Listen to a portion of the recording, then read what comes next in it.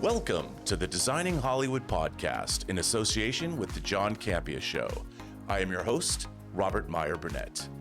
The Designing Hollywood podcast show is dedicated to all things movies, the movie industry, and its talented professionals. Hi, I'm Gilbert Musali, the new president and CEO of Western Costume, welcoming Designing Hollywood back to Western. This is our men's tailor shop where we're custom making clothes all the time, alterations. This is our women's custom made. We can make anything you guys need us to make, alter anything. We can deck out a full army if you want in our military department. Thank you, Designing Hollywood, for coming in to see Western Costume. Hope to see you soon. Today's guest is a costume designer whose designs have premiered at acclaimed film festivals such as Sundance, TIFF, and South by Southwest. She's designed films for Warner Brothers, New Line, Legendary Pictures, and Amazon Studios. She's designed original series for Sony, Disney Plus, Netflix, and Peacock. Several of her projects are slated for release in 2025. The second season of the horror anthology series Goosebumps will stream on Disney Plus and Hulu in January. Companion, which I think, in my mind, is the best film of 2025 so far. I get it. It's only the end of February, but it is a high bar. From the producers of BARBARIAN, has already been out, and you should be able to see it on streaming. Macon Blair's reimagining of the Troma cult classic, The Toxic Avenger, finally will have an unrated wide release in August through Cineverse. And her most recent film, The Companion, or not The Companion, A Companion, My Companion, The Companion You Need to See, written and directed by Drew Hancock, follows a human and robot couple's weekend away turned, well, let's say unexpected. And the less you know, the better. So go in cold. Without further ado, it is my great pleasure to welcome costume designer Vanessa Porter to the Designing Hollywood show. It's so great to have you. Welcome. Thank you. Thanks for having me. Now, I've got to say, looking back at your credits, you've got a lot of genre credits. I mean, I loved my sci-fi, horror, fantasy, genre cinema. And before we get into Companion or Toxic Avenger, did you always want to get into costume design? Or a lot of people got into it. Sometimes they were in theater in college and discovered they were adept at costume design. Where did it begin for you? It started in childhood for me. We always made our Halloween costumes from scratch with my mom. Oh, nice.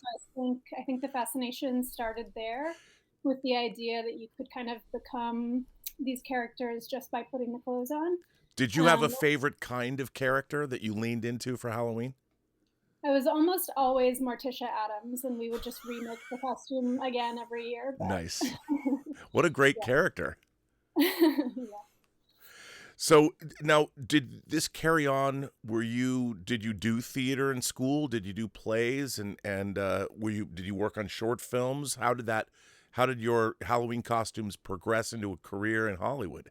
Yeah, I did costumes for plays in middle school and high school. Nice. And had a mentor in high school that really kind of fostered that creativity. And then I went to Cal Arts, which is a half-hour north of LA, 45 minutes. And that school sort of focuses on experimental theater and experimental film, experimental art. And so I think during a formative time, it was really interesting to be there and learning sort of unconventional ways to think about art. And then outside of college, I moved back to the East Coast to New York and started working in TV. I started to do the non-union comedy shows that were being made here then for IFC and Adult Swim, and then moved into doing independent film and, slowly got bigger and bigger budgets over time.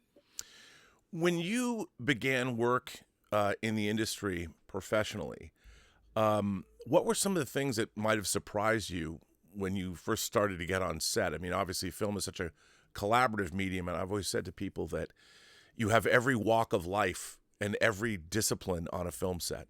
You've got the white collar workers all the way down to the guys carrying electric cables. What was some of the more surprising things for you when you started working on sets? Uh-oh.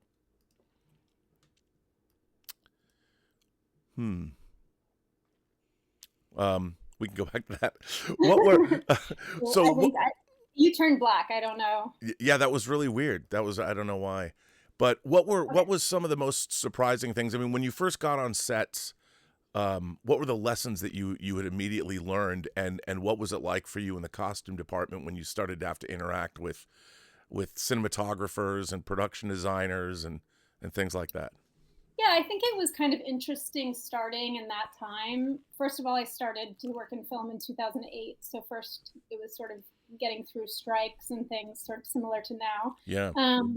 But then, I started sort of in these non-union, independent and small budget comedy things where everybody is kind of doing everything in the department, and Mm, as opposed to like when you get to more bigger budget stuff and it's more codified. So that was kind of interesting to be in these departments where everyone was just really involved, and doing all of the different positions kind of. right. And was it surprising? I mean, for you, do you build your own costumes, or do you what were when you're interacting with that, when you're interacting with actors and developing projects, do you start, I mean, how do you begin your process? Is it with a script, or is it with a director's vision? How does the process begin for you when you first start on something? Yeah, I think it varies a little bit on the project, but usually it starts with reading the script, and if the director has made any kind of lookbook or anything, sometimes they have, sometimes they haven't. But it starts with reading the script, and then usually really trying to pull a lot of visual references. Whether they be specific to different styles of clothing, or if maybe they're just about the mood or the tone or color, just pulling a lot of references and then meeting with the director and seeing what they actually respond to and what really kind of connects for them. And then from there, it really depends on the project whether things need to be built or whether it's something where, it's actually things that already exist that will speak the most. So it varies a little bit from there. Right. Well, I've really appreciated all the work you've done, especially in the last 10 years. You worked on things that I particularly enjoyed. One being, of course, the Brawl in Cell Block 99. Man, how do you pronounce? Is it Craig? Is it Zoller? Is it Craig Zoller? Is that how you pronounce Zoller's last name? Yep. Mhm. Anyone who's seen like dragged across concrete or Bone Tomahawk knows. Did you know what you were getting into when when I had seen Bone Tomahawk, so I knew that it was going to be gory and, were you lean excited? lean into that. I do watch a lot of horror, and thrillers and, in my personal viewing, so I think, yeah, those kinds of projects appeal to me. Yeah, I mean that movie. If you haven't seen it, I want for the viewers out there. If you want to, I wouldn't call it a family friendly evening at the picture show, but if you want some hard hitting, Brawl and Cell Block 99 is a really. I mean, it's hardcore, but it's a lot of fun. Yeah, Now, grindhouse inspired. totally Grindhouse inspired, and all of his films kind of are. I was surprised when I first saw Bone Tomahawk. When you get a job like that, do you go back and did you watch Bone Tomahawk? Did you like, oh, okay, who am I dealing with Yeah. now? Yeah, I usually will try to watch anything that they've made before to, um, yeah, get a sense on how they might approach the script, if even if they haven't written it or if they have written it. Now, on Yeah. on a film like this, a lot of your clothes, a lot of what's going to be designed is going to get messed up. Is that Mhm. something that's daunting for you when you know that, oh, I've got to make multiples of these, or there's got to be stunt people, there's going to be, was Yeah, that at I mean, I all? guess I do so many of these sort of, um, genre things and action projects, so it's sort of become second nature. But yeah, it's always part of the process to make sure you're planning for that eventual necessity of having all the multiples and everything. Right. Because I was going to say a movie like that's got to be, is that fun for you as a costume designer? The more to do more, when there's more blood and gore or is that like, God, they're going to mess my work up No, again? I think it's fun. I mean, it's fun to watch a costume transform, however different ways it's possible to transform. It's always fun when there's an arc for the costumes to go through, which certainly blood and gore and dirt has that Yeah. effect. No, and it was great. I mean, I love that movie so much. And another thing you worked on that I really liked, and I was Archive 81. You know, I didn't know where that was coming from. I just started watching it, and I was totally. Uh, I love that. I mean, it was mostly people in everyday costumes and all that, but it was a really intriguing. I was totally intrigued. I don't think we're going to get a second season, but I really I really wanted more. I really love what that show is. When you there's a lot of playing with time and things like that. You're going back and forth. When you were working on something like that and you had to keep track in your mind, okay, where are they? When Yeah. are they? Like how did you, working on something like an Archive 81, did you have like a big whiteboard explaining, okay, we're here today or here? Did you have to sort of, because the logistics of the costuming and making sure everything was precise and you were where you were supposed to be, was that a daunting task? Yeah, I'm sure it was on some level. It was also really fun. You know, the series bounces between contemporary and 1990s, and Yeah. eventually goes back to 1920s. So for a costume designer, getting to do all these different eras on one project and making them all feel cohesive and part of the same visual language is really fun. But yeah, of course, there's sort of a keeping it all straight elements. It was sort of the same. I did a show called The Resort, which also bounces Yeah. between a bunch of different, or a few different time periods, sort of in a similarly confusing way. So you're a veteran of that, which is, well, when you were working on Archive 81 and you know you're going, did you do research when you're going, say, back in time, and were you going to vintage stores, and how are you, what is your process in that way? I mean, where do you look when you have to find period stuff? Yeah. Yeah, I mean, for the references, we were pulling all kinds of 90s reference imagery, and we ordered, you know, a bunch of different catalogs from the time from eBay, and, you know, different magazines from the time from eBay.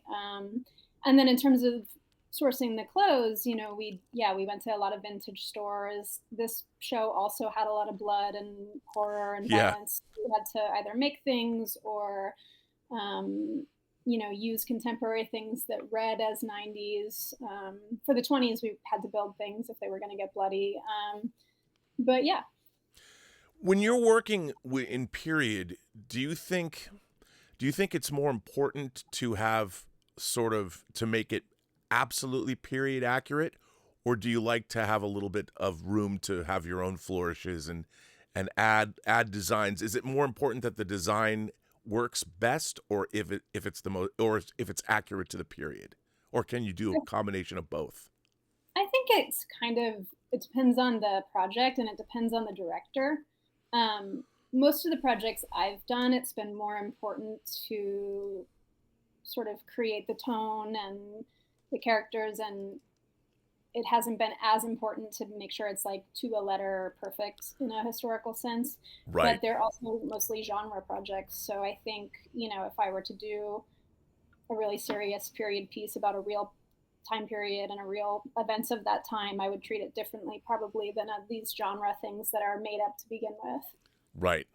Right. Do you have a preference for one or the other?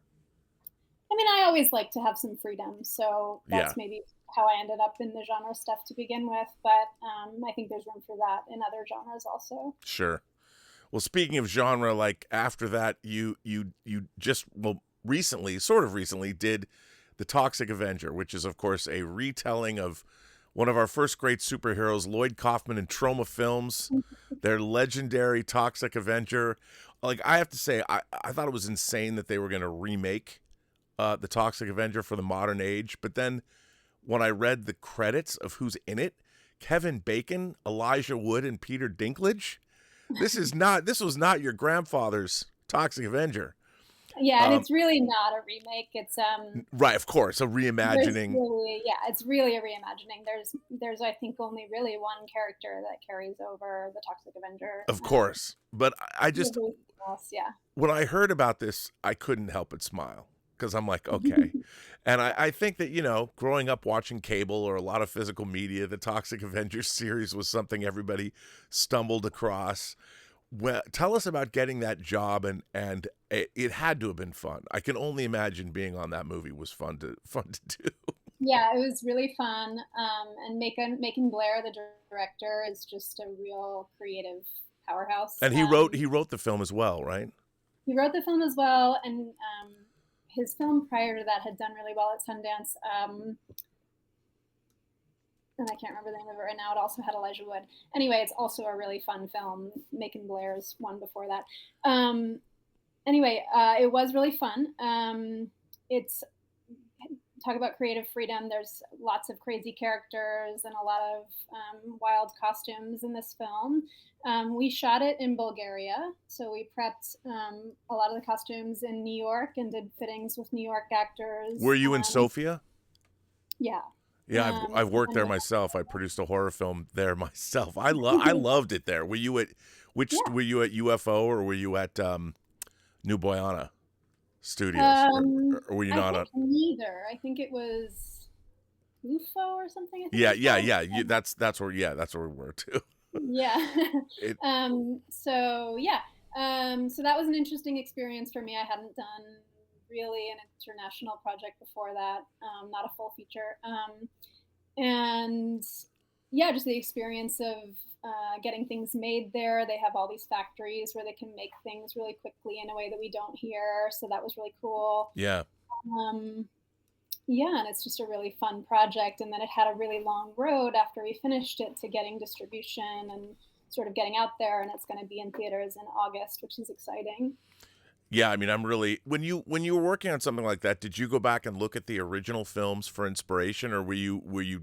Sometimes people say don't look at the original movies. I want it to be completely different. Yeah, before the interview, so I got the interview and I only had a very short time to prepare, so I went back to look, but then I only watched a little bit, and then in the interview I was like, oh, I only got to watch a little bit, and they were like, oh, no, it's good, don't watch it. Right. So yeah, sort of that.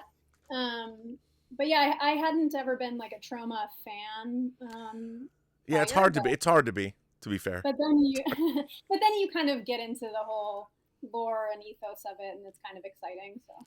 Yeah, I mean, Troma is what it is. I mean, you've always got these, whether it's the Asylum making their Sharknado movies, or whether Charlie Band was making his Doll Man versus Demonic Toys. I mean, there's always that kind of. But there's like an unhinged quality that I think comes through in the movie too, hopefully. Yeah, absolutely. And I'm so happy that we get to see it. And then, of course, you just recently completed the second season of Goosebumps. I liked the first season. I thought it was good. It was more than I thought it was going to be. I enjoyed it. I can't wait for the second season. Did you enjoy that experience? Yeah, it was fun. We shot in New York, which is where I live, so that was fun. And it was about teenagers in Brooklyn sort of coming up against these monsters from the books. Right, sure. So that was fun. David Schwimmer was the lead. Yeah. Playing sort of a botanist dad, in sort of a little bit of a version of the Friends character, but different. Sure. Well, that and how did you do the entire season? I did the second season. Yep. It's anthology, so the first season is set in like the Pacific Northwest, and this season was set in Brooklyn. Are there differences for you working in television as opposed to movies? I mean, obviously television is a lot longer, but as far as costume design and having to keep track of when you have a TV show, do you have to come up with everything up front? I mean, obviously a production schedule can be pretty rigorous on TV. No, I mean, we didn't even have scripts. On Goosebumps, we were getting scripts really late. So it was like, you couldn't really design character arcs. You just had to design the one episode that you had. And then, hope the next episode didn't have anything too crazy if it was coming out very late. So, yeah, no planning the whole season in advance or anything. Wow. Is that frustrating for you?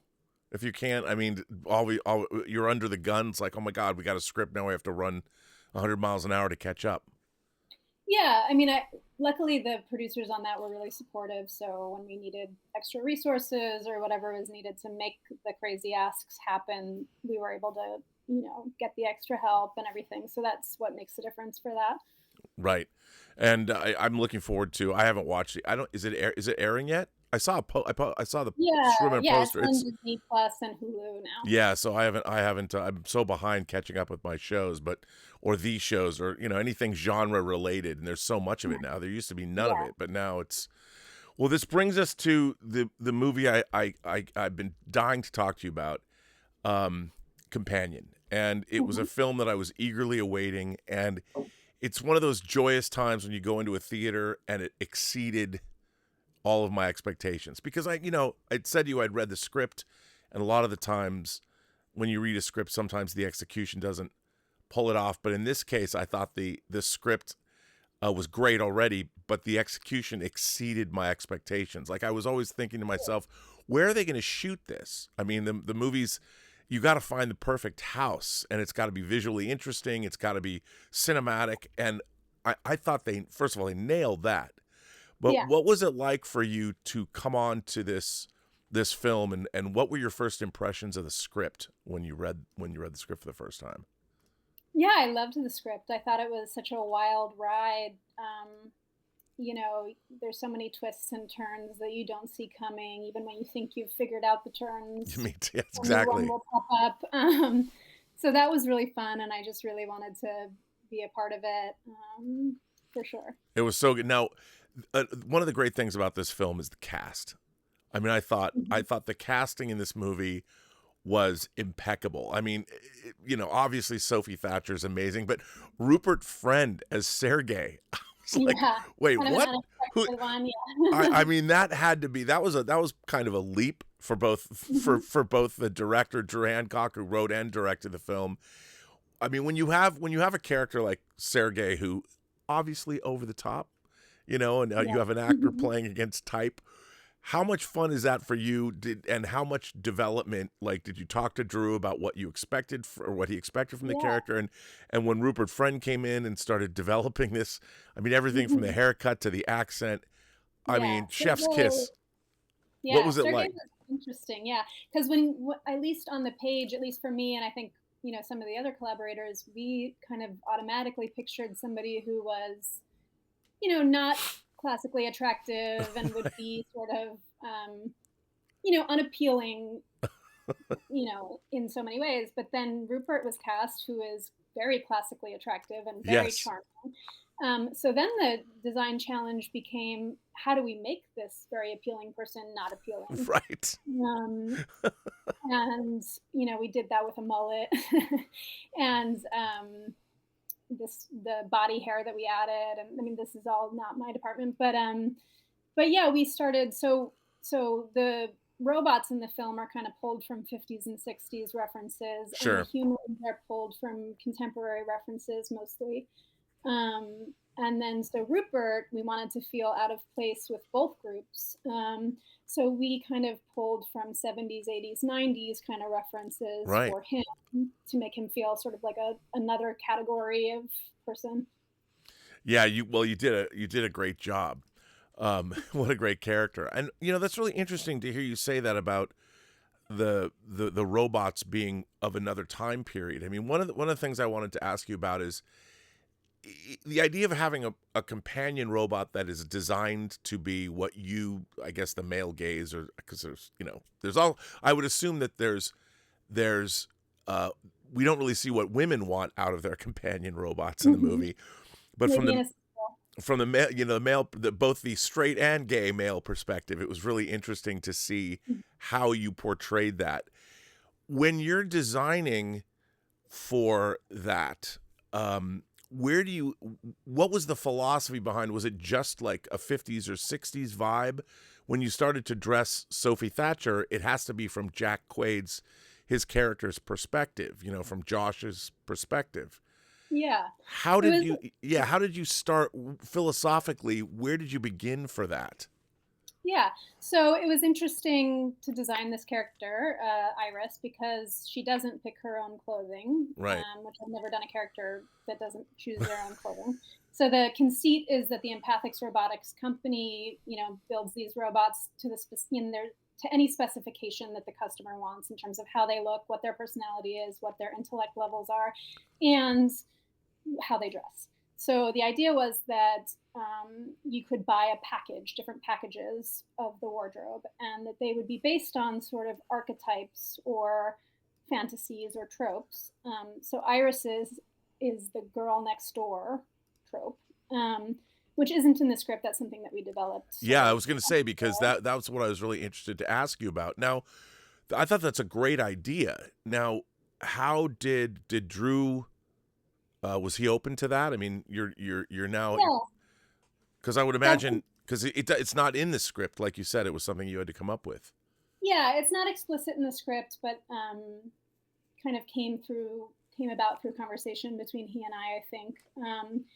But what is in the script is the character Iris, who is sort of demure and sweet and passive, and these kinds of traits. So that already kind of had this sort of costume needs of being sort of pastels and lace and classically feminine kind of baked in. And then we kind of conceptualized it as this girl next door trope. But to get to the 50s, 60s archetype, or time period, I originally hadn't actually wanted to pull from that time because I felt like it had been sort of done before with Stepford Wives and Don't Worry Darling, and even Her with the Higher Pants felt like it was referencing that time. So we tried to go sort of all these other directions, and like think about the girl next door trope in other time periods. We even thought about like Britney Spears for a period of time. But then with the casting of Sophie, she is such a classic. She has such a classic look, and was sort of looking at French New Wave ingenues to build her character, Nice. From a character perspective. And then we kind of just found ourselves back there, and decided that it really was just right for the movie. But I was thinking about the French New Wave films and like how the costumes in them often are really bold. They'll be like black and white striped t-shirts and bright red dress. And I felt like Josh wouldn't pick bold things for her. So then we sort of moved to more of like an Audrey Hepburn icon as the basis for the look, which is like a softer, sweeter girl next door, like in Sabrina, kind of thing, is where we really ended up finding the look. Well, I love that. Now, what about for is it Patrick? You're looking at it from a different perspective. Now you have the gay male gaze, and I thought that you did a great job. I mean, it's hard, I would imagine, not being too stereotypical, but were you also looking at a period piece for him as well? Yeah, we were kind of looking at the same period, kind of saying that all the companions would kind of pull from that, kind of to highlight gender norms and the commentary there. But so we were looking at Marlon Brando and James Dean for him. So he has like the dark wash jeans and that totally came through. I love that. Shirts tucked in, belts, boots.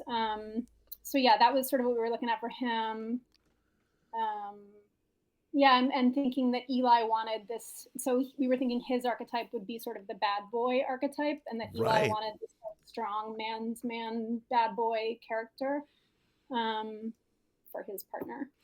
But I mean, I think putting that kind of thought into the film it shows how every department really can add a little bit more of that texture and flavor that people might not overtly understand is there, but they feel it when they watch the film.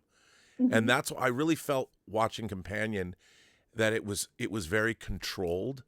I felt like everything that I was watching was created to be there, as opposed to just, and I think that's one of the great strengths of that movie. You really feel, I was trying to explain to somebody how in the 80s, like when you went and saw The Terminator for the first time, you knew that James Cameron was a master director. Even though the movie didn't have a huge budget, you could tell that the thought that went behind every scene and every choice. And I really felt that way with Companion, from the choice of where they shot, but the costume design, especially Sophie Thatcher, was so, it just, everything felt so right, which means that when the plot would progress, that all those little details, everything played into everything else. And I really, it was great. And to hear you say this about the costume design, now it makes me want to go back. I mean, I can't wait to buy the 4K disc and own it. But now I want to go back and watch it again, because I've told people, Martika wanted me to tell you, the producer of this show, she said she's seen the film 4 times. And it's so... Yeah, thank you. You know, it was a small crew, and we were all kind of in this a little bit remote location. So I feel like we were all able to like really collaborate very closely. You know, there weren't that many costumes, there weren't that many sets. So we were able to really kind of work together and focus on the ones that did exist. How long was your schedule? How many days did you shoot? It was short. Definitely under 25 days. Wow. I can't remember exactly how many. Really it was well. also kind of weird. It was broken up by the strikes. So we shot part of it, and then it was broken up by the strike. And then they thought, Warner Brothers and New Line thought that they wanted to release it last summer. So we went back in December to shoot the rest of the movie after the strike. And they were all, you know, of course, in these summer clothes that we couldn't change because it was, you know, over the course of the weekend. So we had to really work on keeping everybody warm while we shot the rest of the movie. And I think they had to put greens and add greens in post and, you know, all this stuff. And then it didn't come out till winter anyway, but, you know. Yeah, I mean, it really, but it's still, it all, I didn't know that. It was seamless. I mean, watching it. The last scene in the convertible when she's driving, it was actually snowing.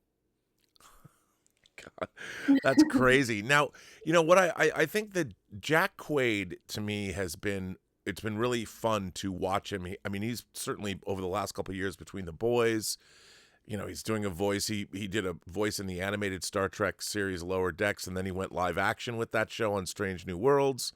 And now he's got his new movie Novocaine coming out. I thought he was absolutely terrific in Companion, because he goes through a change. You really like him at the beginning, and then he turns into just this monumental, I mean, a real heel turn, a real douchebag. Yeah, he was great. Well. When you get to work with somebody like him, he seems like he must be a lot of fun to work with. And yeah, he's really fun. Yeah, does he? How did you approach his clothes, and how did you approach the humans in and they're all not great people. The human beings in this movie they're not quality people, and the people that are nice don't last long. So yeah, I think Drew kind of had said that his idea with that was that in this, you know, near future, but the future, people had sort of lost some of their empathy because of their relationship to technology. And that they were, you know, they lost some of their empathy, and that they were more aware of their presentation and social media, and that like there would be a little bit more artificiality to the way they dressed than how we dress. Subtle, but that was some of the idea with the design. But with Jack, you know, the main thing that we were trying to convey was really just, or with Josh, was just that he would be trying to convey that he's a nice guy and that he's non-threatening. Sure. And that he's an everyman. So that was really the intent with the costumes, which are really pretty basic, but they were really just meant to convey like nice guy. Right. But I mean, it's really important, because you have to lull the audience into believing that. I mean, yeah, I feel like to kind of set the tone in the beginning of the film, which is why we used the color palette that we did. We wanted to set the tone that like, this is a romantic weekend, fun story, and then let it devolve from there. I mean, that was the thing about, you know, the movie is so well done. I mean, in terms of, and again, I talked about Terminator, but whenever I went and saw, like, we used to see lower budget. I mean, I know this movie had like a $10 million budget or something, but it was a lower budget with what is theatrically released from studios today. But like New Line Cinema, they did a great job in the late 80s. They would make all these really interesting genre movies. Like I think back to Jack Shoulder's The Hidden. I don't know if you ever saw The Hidden, but it was it's about, you don't quite know what's going on at first, but it's about kind of an alien chasing down another alien, and they're inhabiting the bodies of human beings. But you don't know that at first.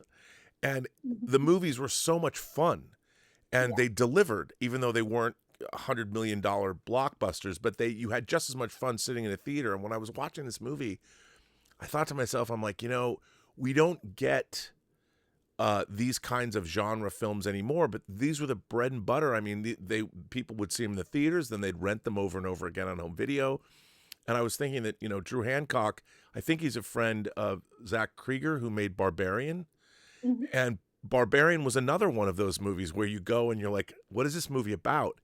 And Yeah, it I was, definitely think Drew was inspired by movies from that time and those oh, movies specifically. Yeah. and it's so exciting to see filmmakers that have such command of technique, and really, because this was a hard, if you didn't want to convey what was going on, Mhm. you wanted because the twists and turns are so great. I'm trying to be Yeah, that's one of the vague. things that's one of the things that's so fun about doing like a horror comedy and just the way that it has to kind of change tone on the, turn of a dime or whatever. Yeah. Now, was that something? I mean, I know it's over the weekend, so there weren't a lot of costume changes and things like that. You had to keep people. I mean, was that really hard over the course of having to stop and start shooting? I mean, I would have thought, was continuity ever an issue? Did you like, somebody had a scarf on, we shot 6 months ago or whatever, and we have to, was that tough for you? It was. Luckily, I had a really great wardrobe team who, were really diligent about making sure that that never happened, and that they had everything really marked out. And with the way that she gets dirty slowly over the course of the film and Yeah. bloody slowly, in multiple different instances, things happen to her. And my wardrobe crew was really amazing about really breaking that down into stages and having different costumes for different stages and always being sure she was in the right one. And that whole process was actually really smooth, which was great. Yeah, I mean, it's a terrific film. I mean, I had so much fun with it. Now, are you gonna work with Drew again? I Drew, hope so. like if I know him. I didn't know if you guys had something planned, if he's Nothing cooking right something now. I know else. he's developing some things, but we'll see. Yeah, because he's one of the most exciting writer. I mean, he's an auteur. Yeah. Everybody who's working in the sci-fi horror space, they're writing and directing their own movies. And that's what's so exciting, is you're watching all these emergent, all of our big filmmakers today. Like I said, Cameron started out doing Piranha 2, and then he did Terminator, and then he moved on to bigger things. But this genre, you have to have such a command of the cinematic language to pull something like Companion off. Yeah, So, and I read that he's doing or writing the remake of The Faculty. right. Well, do you think he's going to direct that? I think it said that someone else was, but who knows?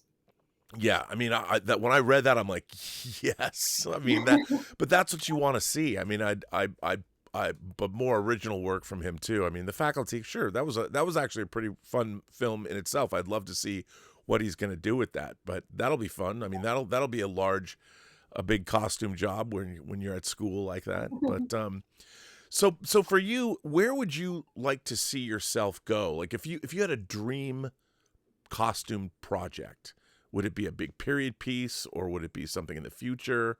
What would it be? What would you want to do if you had your druthers to do anything? I mean, I think I want to do a lot of different things, but one thing that I definitely do want to do is sort of a more extreme take on the future. Like Companion was a really subtle take on the future, Sure. pretty subtle take on the future. I think it would be cool to do something set in the future that's more like post-apocalyptic Right. or, Do you you have know, any favorite films, post-apocalyptic future films, whether it's Blade Runner or Tank Girl or anything? yeah, I love both of those. I think the TV show Station 11 Oh yeah, that came out a while ago had really crazy, amazing costumes. really did. Helen Huang did those. And yeah, Mad Max would be fun. Yeah, yeah. No, Yeah. well, right up my alley. I mean, I love all that. We have like Fallout. Amazon's Fallout was a pretty cool, fun. What a weird mishmash of time periods and Yeah, I post-apocalyptic. haven't seen that one, but yeah. Oh, it's right. You should, for the costumes alone, I think you'll have a great time. Well, now let me ask you this. Nowadays we always ask people on the show. I mean, we're with AI on the horizon. I mean, I'm of the opinion, and I hate this because I love cinema so much, but people are going to be designing their own movies. They'll hit a button and they'll print out films. But I do believe that human beings are always going to watch things that other human beings make. So there's always going to be people that want to get into the costume field. what advice, if someone's watching your work, and by the way, Companion is a really beautifully designed. You did a great job with all those characters. What advice could you give people who want to get into costume design? What would you tell them? Yeah, I don't know. I mean, I think just try to put yourself out there and get into it. I think there's more of a pipeline now. There's more of a clear path than when I started, in a way. Like, you can really PA and then shop and then design, or get into wardrobe. It's a little bit, the pathways are a little bit clearer now, I think, which is good. Right. How important is social media to sort of building your brand? I mean, hopefully not that important, because I don't really do it. No, you know, I was going to say, do you have an where people can go see your work on Instagram? Yeah, but Vanessa Costumes. But I mean, I think it depends on the project and the directors and what they're looking for. I think Sure. some of the like more fashion conscious, more fashiony films might put a stronger emphasis on that. Did you ever work for advertising agencies or work on fashion shoots or things like that? Or were you always working on narrative I stuff? was always doing narrative stuff. Yeah, coming from a theater background into film. I think I was on a few little things in the beginning, fashion or commercial, and just didn't really connect with it or Sure. decide to move forward. What about academic background? I mean, a lot of people talk about how they spend a lot of time in museums looking at frescoes from the 1600s so they can see how light and fabrics looked back in the days. Is academia something that I mean, people take art classes, or they go to you went to Cal Arts, so which is a great place to go. I've known a lot of friends who actually live there and had their gallery spaces, or it was a while. I used to love going up to Cal Arts and seeing, just wandering around and meeting people and what they were doing. It was what an incredible place to be. Were you there for 4 years? Yeah. How did your time at Cal Arts affect what you do now? Yeah, I mean, I think it really does affect what I do now. We didn't learn how to make costumes for films. We only did theater and Sure. sort of abstract theater. So the ways in which it directly correlates to sort of commercial film are not so specific, but I do think that it affected sort of the way I think about art and Yeah, sure. just image making and collaborating, for sure. We did a lot of collaborative work there that, learned how to do that. Yeah, and broadening your perspectives as well. I mean, that's one of the things. I read a statistic the other day that said American adults, 60% of them read at a 6th grade level or below. And I was shocked by that, because to love movies is to want to voraciously devour books about people in the past. And, I'm like, how can people not read anymore? But, the one thing about working in film is you really learn by doing. I went to film school, but it wasn't until I was a PA on a movie on my first film set, I learned more in that one day. And then over the subsequent, then I learned any in school. I mean, we learn by doing on the job, really. Yeah, I don't think you have to go to school to be a costume designer by any means. I think you'll use what you learned at school, but I don't think you have to go to school to be successful at it. I have tons of friends who followed other paths to get here. Sure. Yeah, that's the interesting thing. Everyone sort of took their own path. No one has the same. Do you have anything upcoming that you can talk about or want to talk about? Not really, just the Toxic Avenger that's coming out in August is the main release that we're still waiting for. Yeah, which is great. I mean, it was such a weird thing to not. It was coming out, then it wasn't coming out. Now it's coming out. I mean, I hope that it's going to build up awareness. I think it's coming out at the perfect time too. I mean, it's that's a great. August is a great time, because you've those big summer movies have crested, but there's always interesting stuff in August. So I wish I you. think that film, it's funny. We shot it in 2021, and it's sort of only become more relevant as time has gone by. It's sort of a commentary on corporate greed and fascism, and a kind of crazy, wild commentary, but a commentary on those things. Absolutely. Even more relevant, I think, this summer than would have been in some previous time. And I would encourage everybody to see. I cannot stress enough how I can't oversell Companion enough. It's so good, and it's so much fun, and your work in it is so great. And everybody who worked on the film just did a bang up job. And in 20 years, people are going to look back at it as a genre classic. And I think that I wish that they had spent more time marketing it, because invite your friends, watch it with a group of people, because it's more fun. It was a small group I watched it with, but we all loved it. And I haven't had that experience coming out of a theater, hanging around with total strangers talking about how much we loved a movie. It's something that doesn't happen very much, but everybody was game and everybody was just excited to watch something that really delivered. So Companion delivers. And it works on every single level, and it's so much fun. And you did a wonderful job. So, thank you so much. Thanks. Well, Vanessa, I want to thank you for your time and for being here on the Designing Hollywood podcast.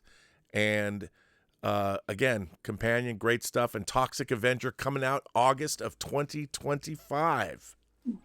Well, thank you so much for having me. Thanks a lot.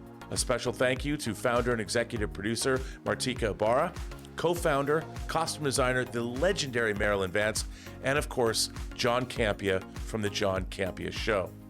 Thank you to all of our viewers for tuning in, and be sure to subscribe to our YouTube channel. Tune in to the audio version wherever you listen to podcasts. I am, of course, your host, Robert Meyer Burnett, and you can find me on Instagram at rmburnett, or find me on Twitter at BurnettRM, or on YouTube at PostGeek Singularity. Thanks very much. Like, subscribe, and give us your comments. What would you like to see on the channel? Right down below. Thanks very much for watching, and we'll see you on the next episode of Designing Hollywood.